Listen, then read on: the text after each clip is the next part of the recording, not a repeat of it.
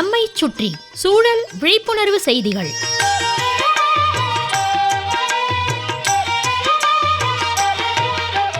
அன்புள்ள பாபு ஐயா அவர்களுக்கு உங்கள் மாணிக்கம் எழுதும் மடல். நலம் நலமறிய ஆவல், வம்ப விலை கொடுத்து வாங்குறதுன்னு கிராமத்தில் சொல்லுவாங்க. அதுபோலத்தான் இப்போ எல்லாரும் ஆயிரக்கணக்கில் காசை கொடுத்து பலர் 1 சிலர் 2 அலைபேசிகளை வாங்கி வச்சிருக்காங்க.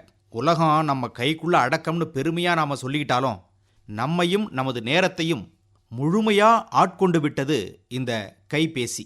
முதல்ல ஆடம்பர பொருள், இப்போ அத்தியாவசிய பொருள், அதை விட நம்ம எல்லாம் ஆட்கொண்டு விட்ட பொருளாயிடுச்சு செல்ஃபோன்.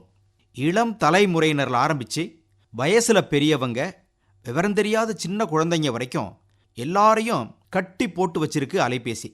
அடிமைகளாக மாற்றி வச்சிருக்குன்னு கூட சொல்லலாம். இதெல்லாம் கூட பரவாயில்ல. அலைபேசியை அதிகமாக பயன்படுத்துறதுனால உடல் அளவிலும் மனதளவிலும் பாதிக்கப்படுறோம். காலையில் கண் முழிச்சதில் ஆரம்பித்து ராத்திரியில் படுக்கிற வரைக்கும் மொபைல் ஃபோன் பயன்பாடு தொடர்ந்து இருந்துக்கிட்டே இருக்குது. தூங்கும் சமயம் கூட அலைபேசியை பார்த்துட்டு தான் அப்புறம் தூங்குறோம். வீட்டில் 4 பேர் இருக்கிறாங்கன்னா ஆளுக்கு ஒரு ஃபோனை வச்சுக்கிட்டு ஆளாளுக்கு அதை பார்க்குறாங்களே தவிர வீட்டில் இருக்கும் குடும்ப உறுப்பினர்கள்ட்ட பேசுறது, கலந்துரையாடுவது கூட குறைஞ்சிடுச்சு அல்லது அறவே இல்லை. வாழைப்பந்தல் பாபு ஐயா, நீங்கள் இதுக்கு விதிவிலக்கா இருப்பீங்கன்னு நம்புகிறோம். காரணம், நீங்கள் கையில் பட்டன் ஃபோனு தான் வச்சுருக்கிறீங்க. கொஞ்சமும் ஓய்வில்லாமல் அலைபேசியை பார்க்கறதுனால கண்ணின் ஆரோக்கியம் கெட்டு போகுது. மொபைல் ஃபோனில் இருந்து வெளியாகும் நீல நிற ஒளி அலைகள் இரவு நேரங்களில் கூர்மையாக இருக்குமா. இது பார்வையை மட்டுமல்ல, தூக்கத்திற்கு காரணமான ஹார்மோன் உற்பத்தியையும் பாதிக்குமா. இரவு நேர சேட்டிங் என்பது நமது தூக்க நேரத்தை தள்ளி போட வைக்குது அல்லது தூக்க நேரத்தை குறைச்சிடுது. ஒரு நாளைக்கு ஒருத்தர் 8 மணி நேரமாவது தூங்கணும். இந்த நேரம் குறைஞ்சதுன்னா அவருடைய செயல்பாடுகள் குறையும்.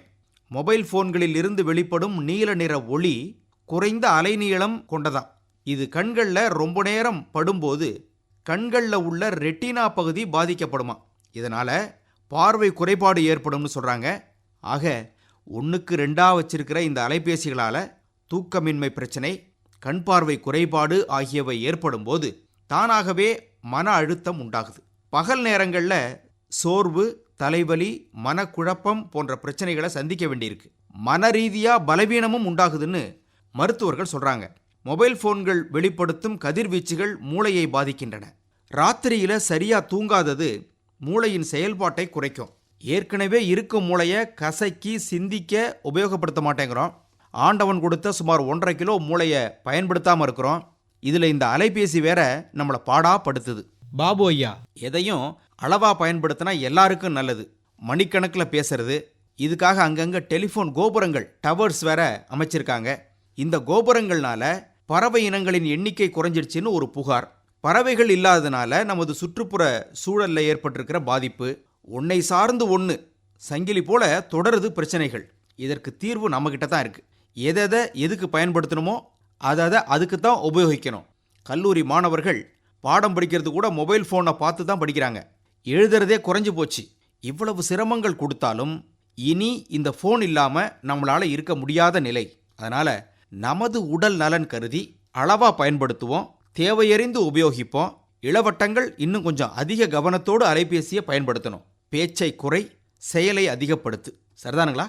இப்படிக்கு மடல் மாணிக்கம்.